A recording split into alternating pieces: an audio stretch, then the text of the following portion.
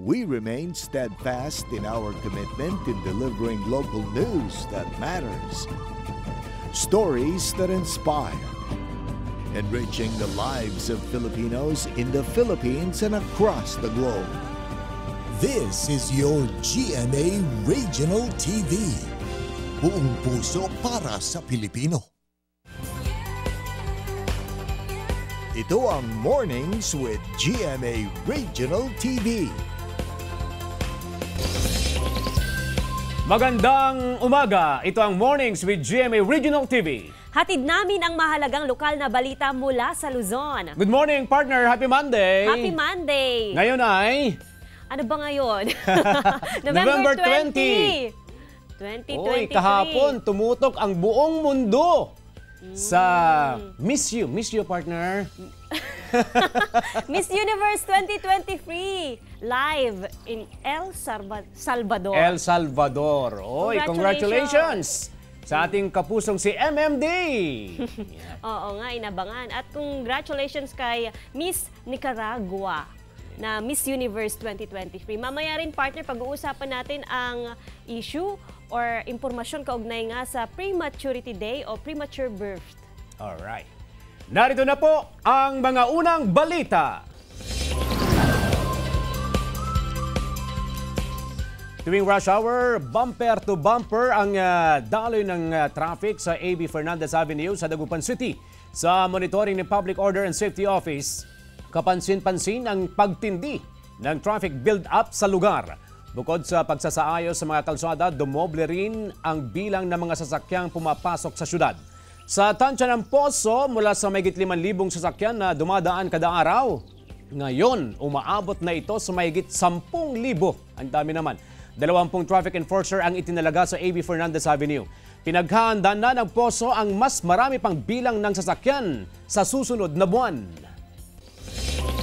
May inaasahang panibagong oil price rollback ang mga kumpanya ng langis sa abot sa 90 centavos ang bawas presyo sa kada litro ng gasolina. Posible namang umabot sa 50 centavos hanggang 80 centavos sa kada litro ng diesel, habang 50 centavos din hanggang 70 centavos ang tapya sa kada litro ng kerosene. Ito na ang ikatlong sunod na linggo ng oil price rollback ng mga kumpanya ng langis na inaasahang ipatutupad bukas November 21.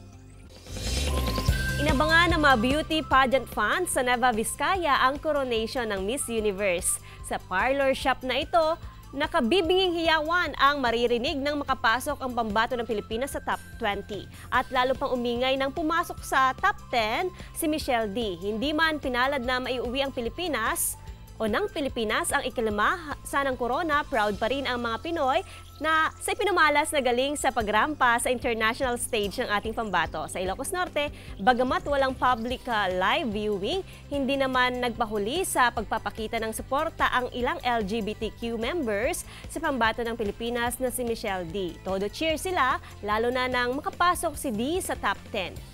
Bilib din sila sa pagrampa ni Michelle, suot ang long gown. Clark International Airport kinilala bilang isa sa mga pinakamagandang paliparan sa mundo ng isang international institution. Narito ang report.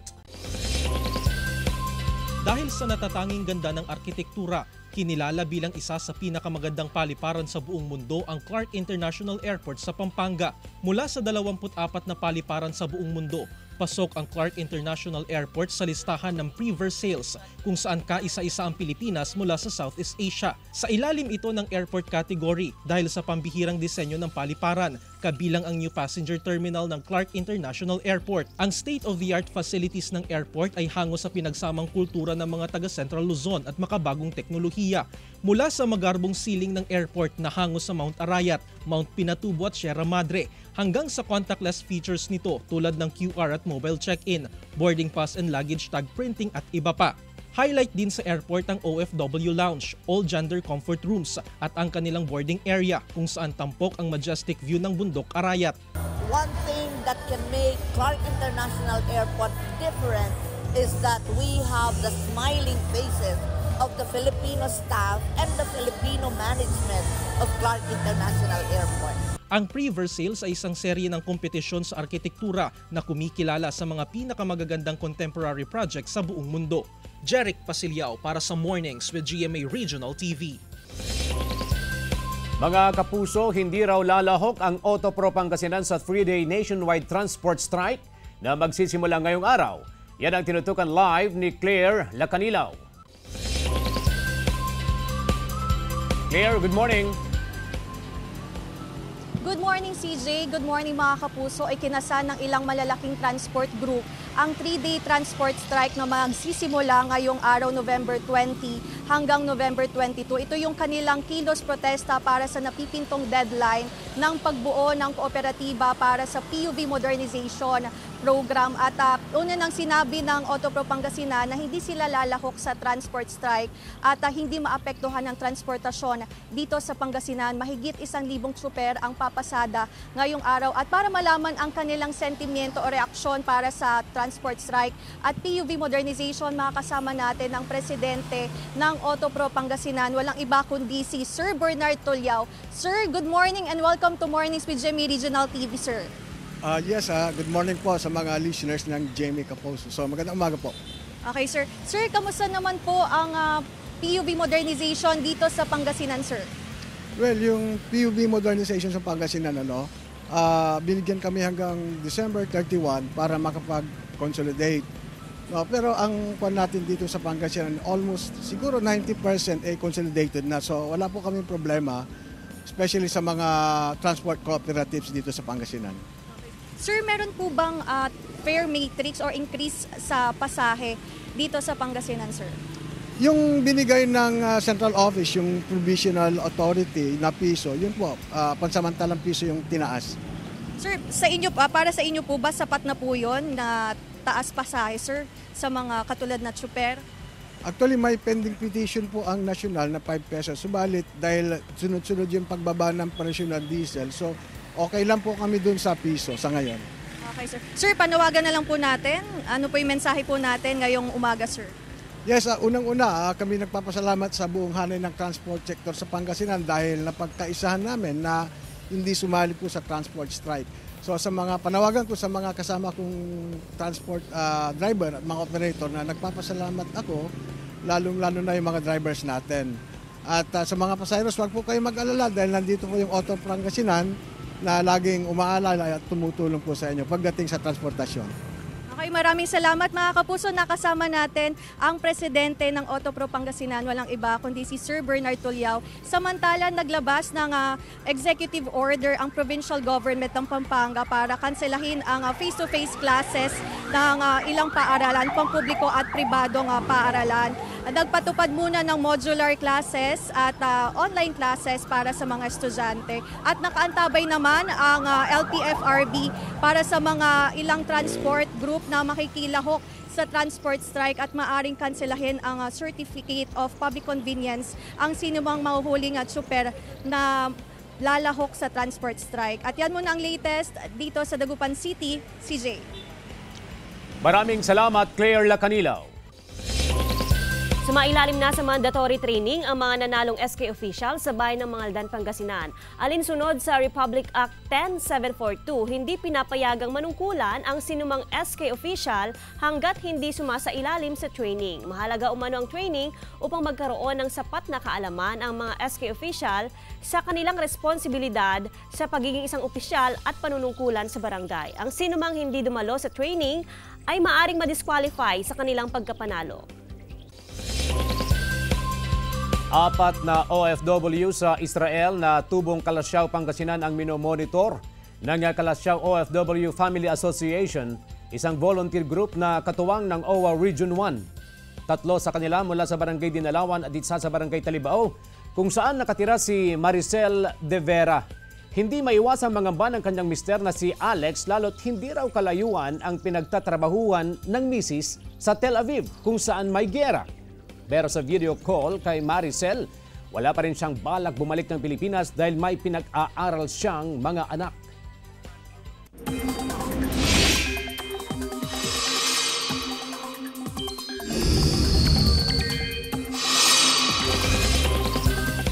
Mga kapuso, wala na tayong binabantayang low pressure area. Nalusong na ito nitong weekend. Ayon sa Pag-asa, hanging amihan ang nakaapekto ngayon sa buong Luzon. Shear line naman ang umiiral sa eastern section ng Visayas, habang mga local thunderstorms sa nalalabing bahagi ng bansa. Asahan ngayong umaga ang pag-uulan sa ilang bahagi ng Cagayan, Isabela at Apayao base sa rainfall forecast ng Metro Weather. Pagsapit ng hapon, uulanin na ang ilang ding panig ng Abra, Nueva Vizcaya, Quirino at Aurora. Mas makaaasa sa maayos na panahon ngayong araw ang nalalabing bahagi ng Northern at Central Luzon. Pagsulpot ng mga ahas na umaatake sa ilang alagang hayop sa Mangaldan, Pangasinan, problema raw ng ilang residente. Naka-alerto Claire Lacanilaw. Problema ng ilang residente sa Barangay Macayog, Mangaldan, Pangasinan ang pagsulpot umano ng mga ahas sa kanilang bakuran. Ang mga ahas, umaatake raw sa kanilang mga alagang hayop. Agay kabalog to ay mamatay na. May ulong ka lang. May kita sa amateur video ang paghuli sa isang ahas. Dahil sa takot at pangamba, napilitan umanong patayin ng mga residente ang ahas. Nangangain ng kalapati, manok, saka yung mga pato, ma'am, kasi tingnan nyo dito sa amin, maraming mga hayop. Maraming bisis na, ma'am, napipirwisyo na sila ng ahas din. May kita pang ilang pinagbalatan ng ahas sa lugar. Para naman maiwasan na makagat o may makapasok na ahas, nilalagyan nila ng net ang kanilang bakuran. Nakasampung ahas na po akong nakakita. Minsan nadadaanan na lang. Ayon sa DENR, lumalabas ang mga ahas kapag naghahanap ng pagkain. Paalala naman ng DENR, sakaling makakita ng ahas, hanggat maaari, huwag patayin at agad na i-turn over sa otoridad. Claire Lacanilaw para sa Mornings with GMA Regional TV. Lubak-lubak na daan at mabagal na daloy ng trapiko iniinda ng mga motorista dahil sa ginagawang kalsada sa San Nicolas, Ilocos Norte. Sundan sa report ni Gab De Luna.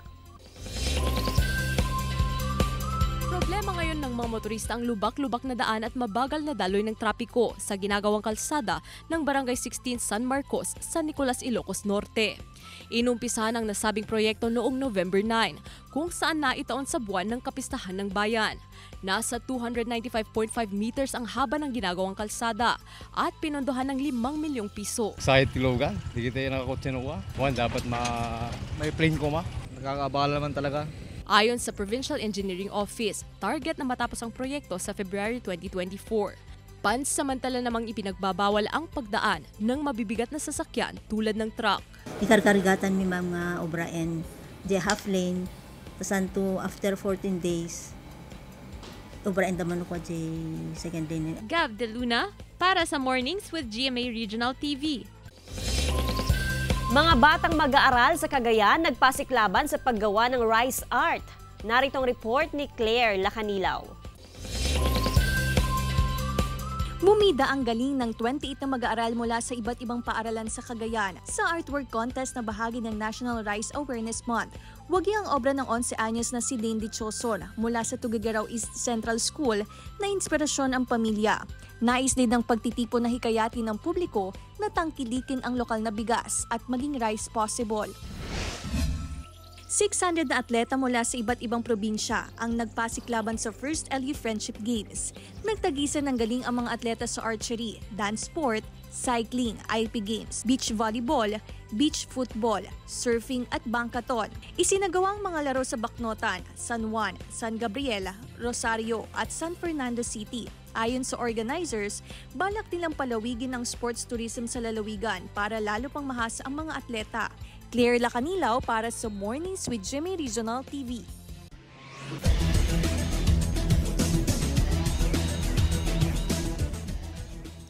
LPU Pirates nakuha ang twice-to-beat advantage sa Final Four matapos talunin ang Arellano Chiefs 98-86. Tunghayan sa report. Naibusdo ng LPU Pirates ang kanilang twice-to-beat standing matapos talunin ang Arellano Chiefs sa Sunday game ng NCAA Season 99 Men's Basketball Tournament. Malaki ang naging papel ng depensa ng LPU para dominahan ang laro 98-86. Sa Game 2, hindi naman pinaporma ng Benil Blazers ang kanilang karibal sa NCAA na Letran Knights nang muling talunin sa kanilang huling pagtatapat sa season. Player of the game si Mark Sanko ng Blazers sa kanilang big win, 72-54.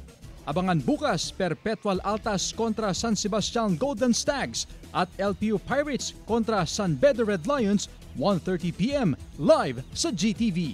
Chris Zuniga para sa Mornings with GMA Regional TV. World Prematurity Day tatalakayin sa pagbabalik ng Mornings with GMA Regional TV. Ito ang Mornings with GMA Regional TV.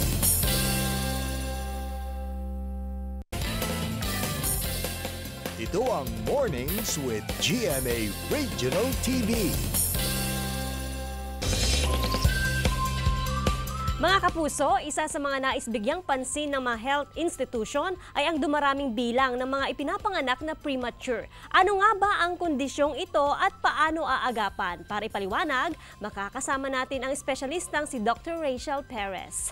Good morning, Dr. Rachel, and welcome to Mornings with GMA Regional TV. Magandang umaga. Yes po. Dr. Rachel, unang-una, naririnig na ito ng karamihan pero yung iba hindi naman talaga alam yung legit na ibig sabihin. Ano po bang ibig sabihin ng premature baby o premature birthing?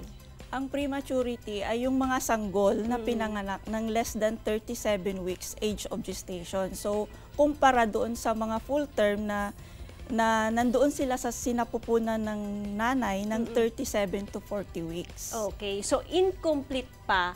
Yung hindi pa ganap o buo ang kanilang mga organs. Yes.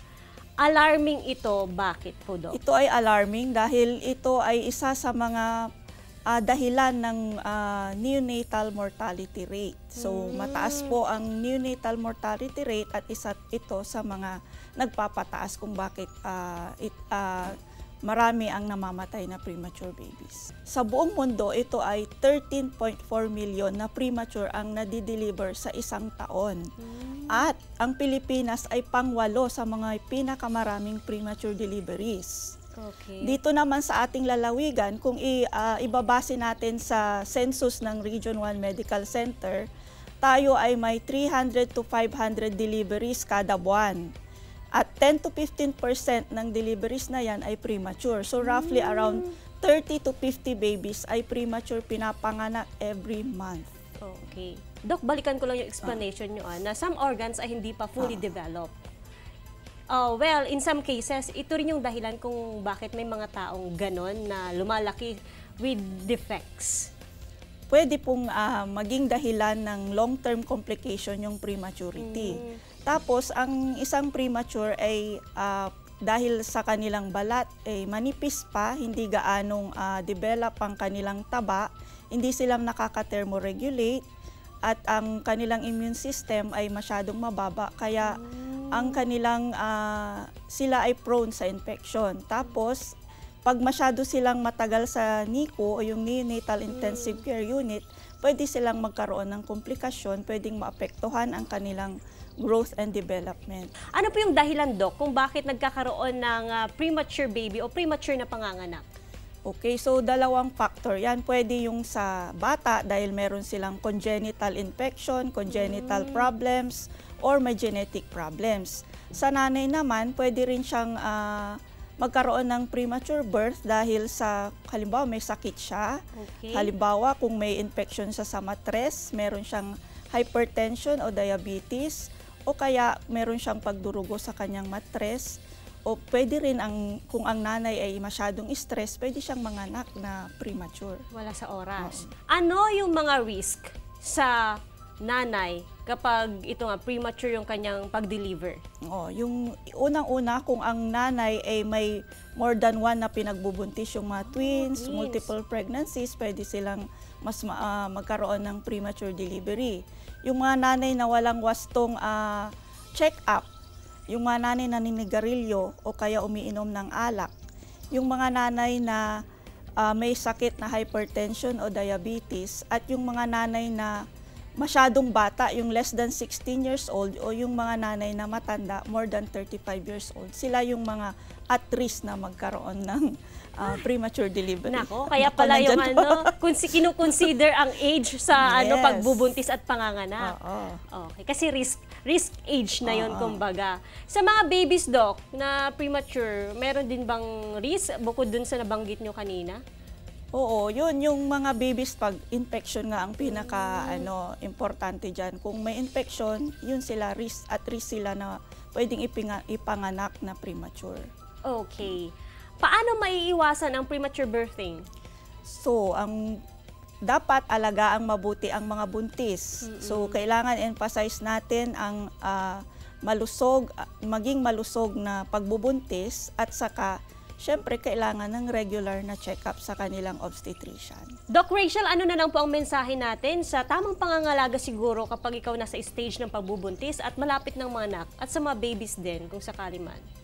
Okay, so para sa mga buntis, para maging healthy ang inyong mga anak, kailangan maging wasto din ang inyong nutrisyon, kailangan ng regular na prenatal check-up. At kung napanganak naman na inyong mga anak na isang premature, huwag kayong mag-alala dahil meron tayong neonatal intensive care unit kung saan merong mga doktor at nurses na pwedeng mag-alaga sa inyong mga baby. Pero hindi namin magagawa ito without your cooperation kasi kailangan din na ipagpatuloy ang pag-alaga sa isang premature na baby sa bahay para sila ay lumaki at mamuhay ng gaya ng ka-age nila na full-term na baby.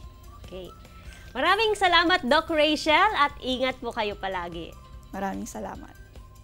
Dan lamang po kayo mga kapuso, magbabalik ang Mornings with GMA Regional TV. Ito ang Mornings with GMA Regional TV.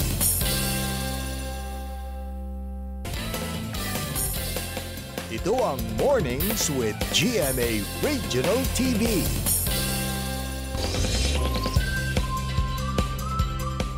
Apat na pong manggagawa na trap sa gumuhong tunnel sa India.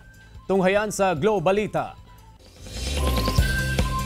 Kinailangan pa ng advanced drill equipment para masimulan ang rescue operation sa apat na pong manggagawa na natrap sa tunnel sa construction sa India. Ayon sa disaster management team, gumuho ang bahagi ng tunnel at hindi basta-basta ang pagpasok sa loob. Tiniyak namang ligtas ang mga natrap na manggagawa na sinusuplayan ng pagkain at oxygen. 4.5 kilometers ang haba ng tunnel na proyekto para sa National Highway. Chris Zuniga para sa Mornings with GMA Regional TV. Pagbabalik ni Optimum star Claudine Barreto, abangan sa Lovers Liars mamayang gabi, 9:35 PM sa GMA Telebabad. Tunghayan sa report. Masasaksihan na ang matapang na pagbabalik ng nag-iisang Optimum star Claudine Barreto sa pinakabagong collaboration series ng GMA Network at Regal Entertainment, ang Lovers Liars. Mapapanood ang 3 kwento ng pag-ibig na nababalot ng sikreto at kasinungalingan. Bukod kay Claudine, pagbibidahan ang non-conventional triple plot drama series na ito nila Shaira Diaz, Yazer Marta, Rob Gomez, Kim Santan, Michelle Vito, Sarah Edwards, Polo Ravales, Christian Vasquez, at Lian Valentin. Makakasama rin nila sa serye sina Marnie Lapus at DJ Jai Ho. Mamayang gabi na 9:35 PM sa GMA Telebabad. Matagumpay ang showing ng pelikulang 5 Breakups and a Romance na pinagbibidahan ni Asia's multimedia star Alden Richards and versatile actress Julia Montes matapos tumabo sa box office sale. Ang drama romance film na produced by GMA Pictures, Cornerstone Studios, and Myriad Entertainment ay kumita na ng 72 million pesos sa loob ng 4 na linggo. Dahil sa tagumpay ng pelikula, abangan na ang international screening ng 5 Breakups and a Romance. Gab De Luna para sa Mornings with GMA Regional TV. Michelle Marquez D. pasok sa top 10. Miss Nicaragua, kinuronahang Miss Universe 2023. Tunghayan sa report.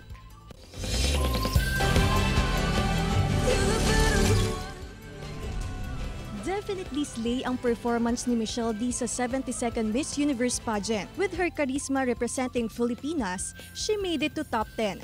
Oozing with confidence siya in her evening gown, na black couture serving an ode to Apo Wang Od. 2 parangal ang nakuha ni Michelle, ang Spirit of Carnival Award at isa sa gold winners ng Voice for Change category para sa kanyang advocacy. Sa huli, si Shanice Palacios ang gumawa ng Her Story for Nicaragua bilang unang Miss Universe ng kanilang bansa. All out sa pagsuporta kay MMD ang fans na nasa El Salvador. Number 1 supporter syempre ang mom niyang si Miss International 1979, Melanie Marquez. For everyone who voted for my daughter, who believes in her, thank you so much for your support. Nagkaroon din ng iba't ibang watch party para kay MMD, tulad ng ilang vlogger at tauhan ng Sparkle. Gayon din ang BFFs ni Michelle na sina Rian Ramos at Max Collins. Proud daw sila sa performance ng kaibigan. I love the direction that you took with your whole journey, and we can't be more proud. You made us so proud, and for us, you are our Miss Universe 2023. Sa social media, nagpaabot din ng kanilang love at support ang mga Pinay Miss Universe na sina Catriona Gray at Pia Wurtzbach. Pinsan niyang si Reyna Hispano-Americana 2017 Teresita Sen Winwin Marquez at Gabby Garcia. Although this isn't the result that we all wanted, I just hope that you all saw the dedication that my team and myself have put on the Miss Universe stage. Thank you so much for all of your love. Kapuso pa rin tayo. So I'll see you all in Manila. Mahal ko kayo. Maraming salamat. Claire Lacanilaw para sa Mornings with GMA Regional TV. Mga kapuso, gagawin naming mas inspiring ang inyong morning dahil oras na para sa ating hashtag Morning Feels.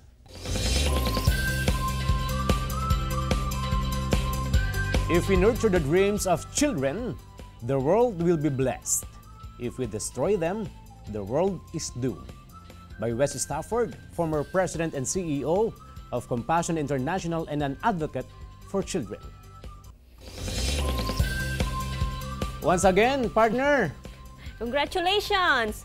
Michelle Marquez D. Ang ating kapusong si Michelle Marquez D. Oo, ang ganda ng gown niya, partner. Wang-od inspired yun eh. Diba? Mukha siyang tattoo. Kasi yun yung inspiration nila. Top 10. We are all proud of you, MMD.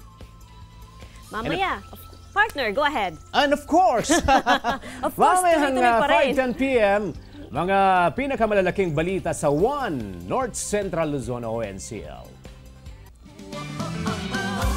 Mga kapuso, 35 days na lang, Pasko na! Maraming salamat mga kapuso sa pagtutok sa Mornings with GMA Regional TV. Samahan niyo kami mula Lunes hanggang Biyernes. Ako po si Joanne Punsoy.